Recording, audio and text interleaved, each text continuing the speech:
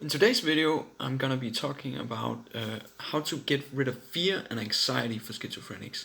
Now, this can be very, very problematic for a lot of schizophrenics and really a source of great personal, how would you say, paranoid experience. Yeah.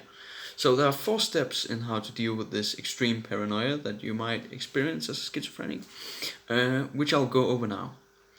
Now, paranoid thoughts can emerge from the simplest of little thoughts that you have.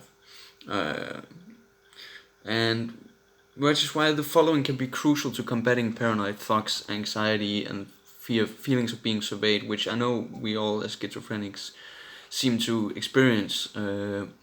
So it can be very overwhelming for someone if you think someone in public is out to physically or emotionally get to you. This can really put a dampener on your whole mood and kind of destroy your day or your willingness to go outside, even for that matter, which is another thing that's problematic. So a lot of schizophrenics will isolate themselves, but I don't need to tell you this. There are a few solutions to this problem, and the first is preparing for going outside, knowing in advance what you're going to be doing, who are you going to be with, where you're going to be, and the most important thing you can do is not shelter yourself from the paranoia, because this will make it worse. It will make it a lot worse, which is really problematic. So there are core exceptions to this, because paranoia is different from fear. Fear and paranoia are not the same thing. Fear is more concerned with anxiety, and fear is something that you can push yourself to. Paranoia is a state of mind.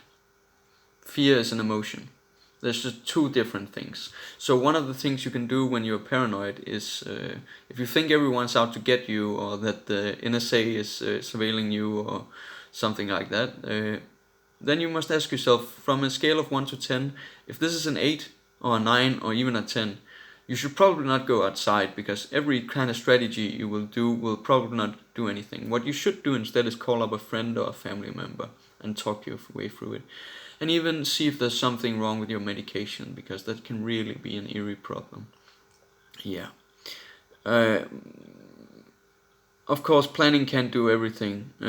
Sometimes it's good to have a friend who can talk to before heading outside. As you might know, we schizophrenics tend not to share what's going on in our mind, which makes us even more isolated and creates even more problems. And this is not good, because this just builds to the whole self-perpetuating cycle of isolating, not talking with anyone, not feeling what's going on. The fear gets worse and you don't go outside, and it just keeps snowballing. This is obviously not very good, but there is a way out once you implement some strategies. Yeah. So having a close friend nearby who says to them, "Yeah, I'm scared. Can you give me a pep talk, or can you listen to my problems," or something like that? That'll probably be a good idea. Seems kind of obvious, but most people in this state, when they're paranoid, don't think clearly and don't think about that. I've been paranoid so many times when I've heard voices, and I've never called anyone. I've just sat in my room and just dealt with it until it was gone, which is probably not the best long-term solution. So I got over that by implementing some of these strategies which I'm talking about now.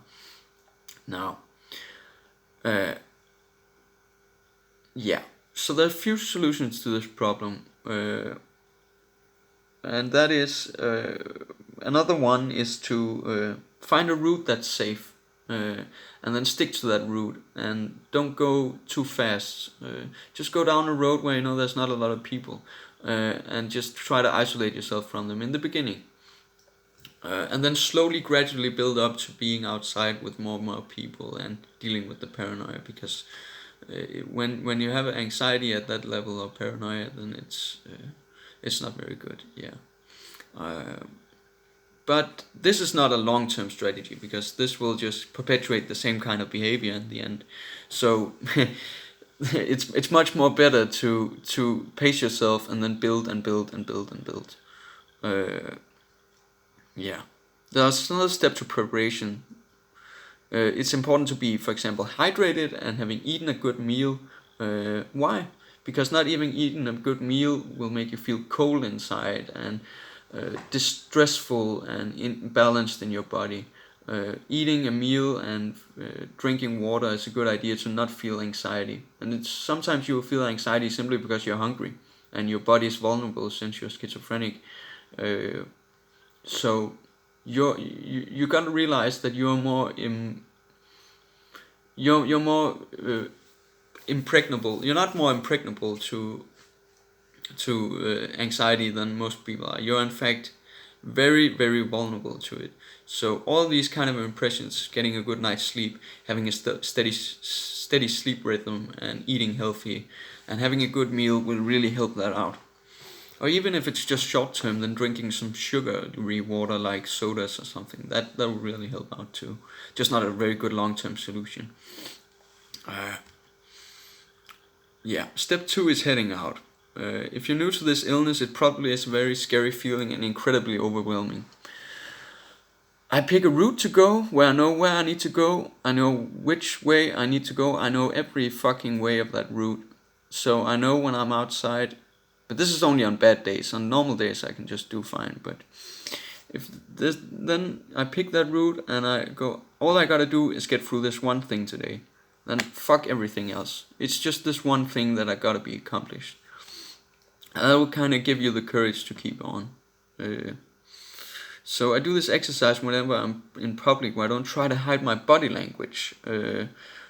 Meaning that I don't, lower my shoulders, look down on the ground, and just try to avoid people and stiffen up. No, straighten your back and look at them in the face and confront people, look them in the eyes and smile or whatever. Just don't be a lunatic, Just don't give in, because the whole thing is psychosomatic. So how you portray your body language is gonna permeate how your actions, like how your mind works and how you feel about yourself. So if you show confident body language, you will start to feel more confident and relaxed. That will really help you out. Another thing that is to pace yourself and expose yourself to your surroundings as best as you can in the frame of so you can.